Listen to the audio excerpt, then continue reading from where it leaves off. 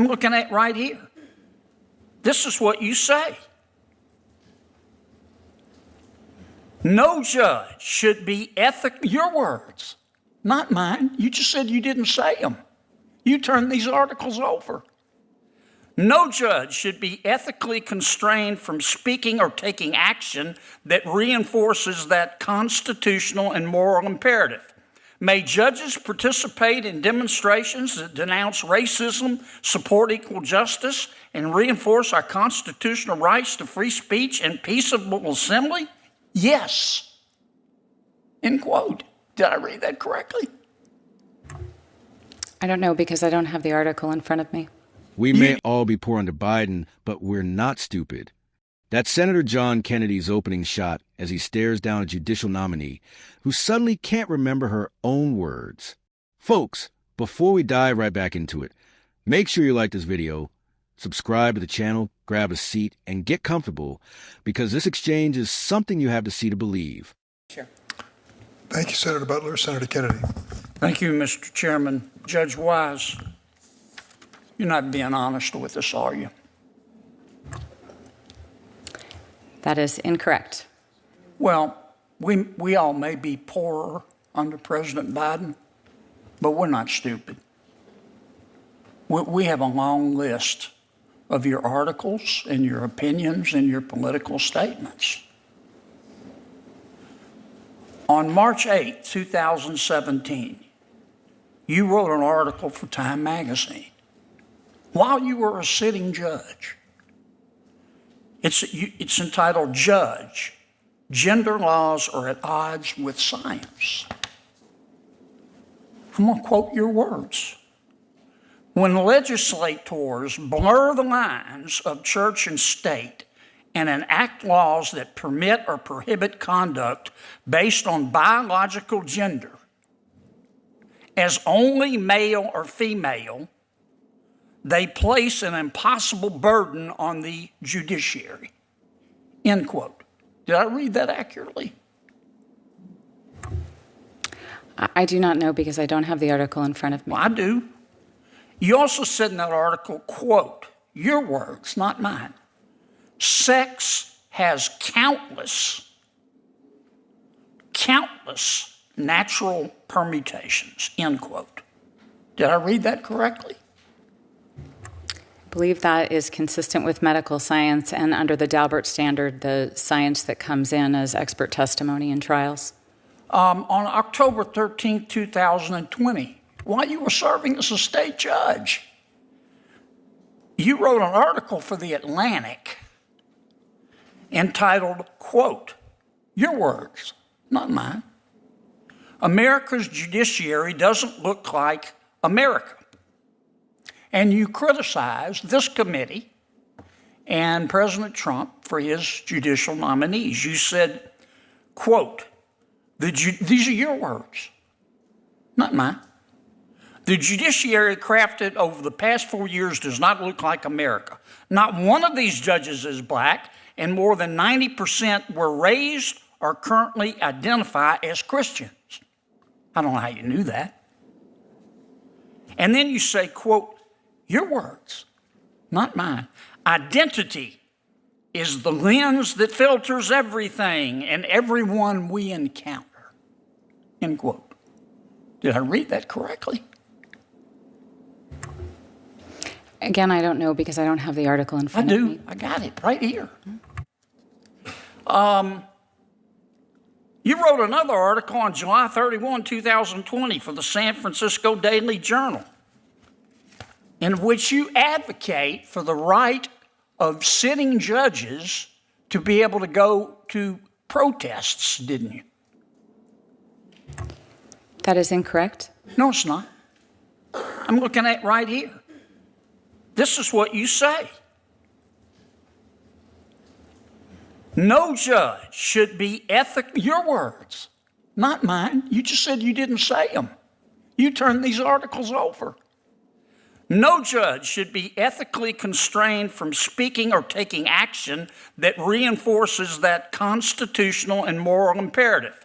May judges participate in demonstrations that denounce racism, support equal justice, and reinforce our constitutional rights to free speech and peaceable assembly? Yes. End quote. Did I read that correctly? I don't know because I don't have the article in front of me. If you're a federal judge, are you going to go to protests?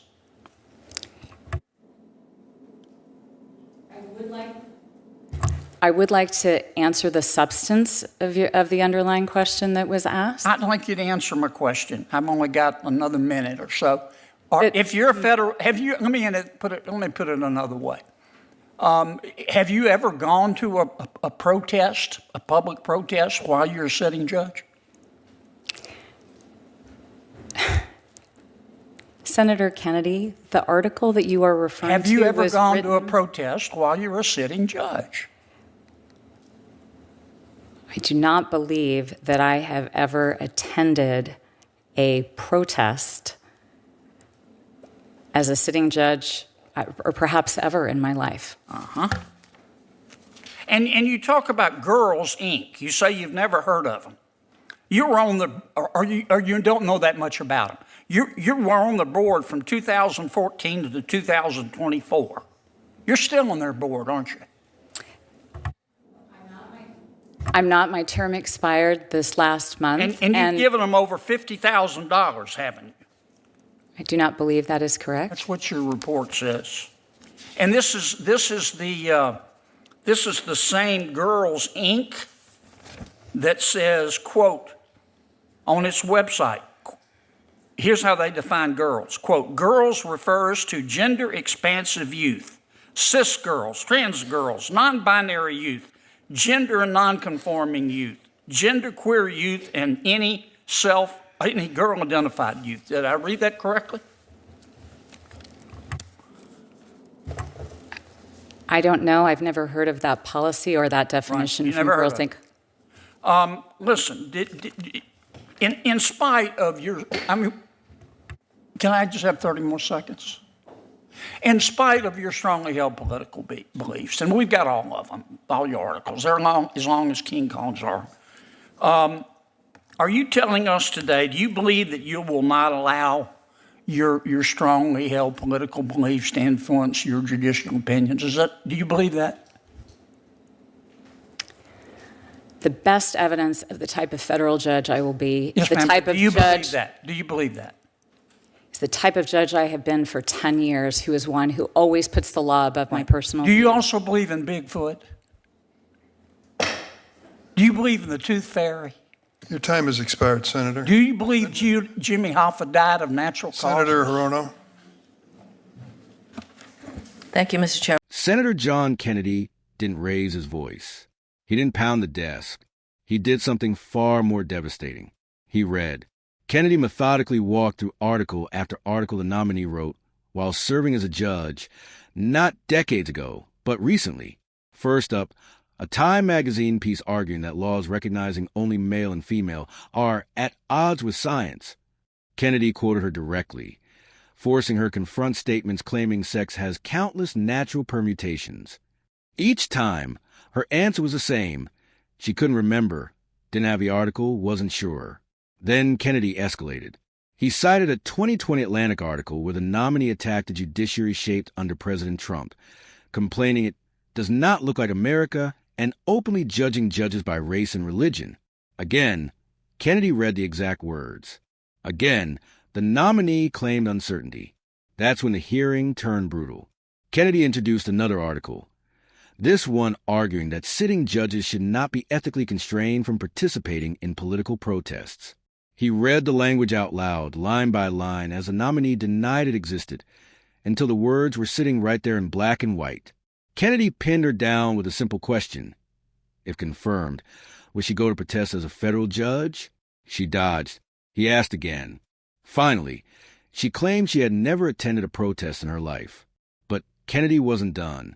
He turned to her involvement with Girls Incorporated, pointing out years on the board and tens of thousands of dollars in donations, despite her claiming she barely knew the group.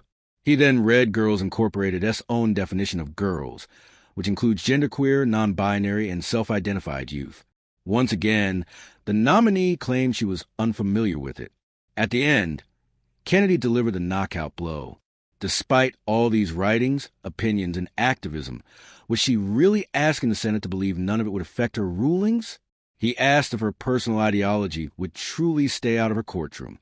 And when time expired, Kennedy summed it up with trademark sarcasm, asking if she also believed in Bigfoot and the Tooth Fairy. This wasn't about party. It was about honesty, accountability, and whether judges can separate ideology from the law. And Senator John Kennedy made one thing clear. Your past doesn't disappear just because you're sitting at the witness table. If you believe judges should apply the law, not personal politics, drop a comment below. Make sure to subscribe, share this with friends who care about what's happening in our courts. And as always, see you in the next one.